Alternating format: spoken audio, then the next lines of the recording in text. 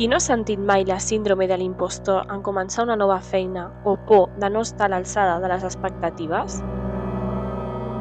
I si exerceixes un rol directiu i el teu equip no s'atreveix a venir a tu amb dubtes o problemes, potser estàs fent alguna cosa malament? Una enquesta del 2023 als Estats Units mostra que el 85% de les persones treballadores té por d'acudir al departament de persones, sobretot per possibles repercussions i per la incertesa sobre la resposta.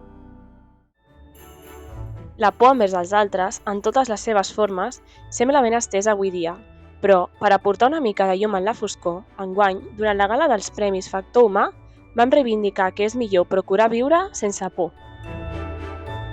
Aquesta emoció tan humana ens ha ajudat a sobreviure com a espècie, però cal aprendre a reconèixer-la i afrontar-la perquè no ens paralitzi i ens permeti avançar. Com ens va recordar Cristina Gutiérrez, directora de la Granja Ability Training Center i autora de Líbrate del miedo, tu ets més gran que les teves pors.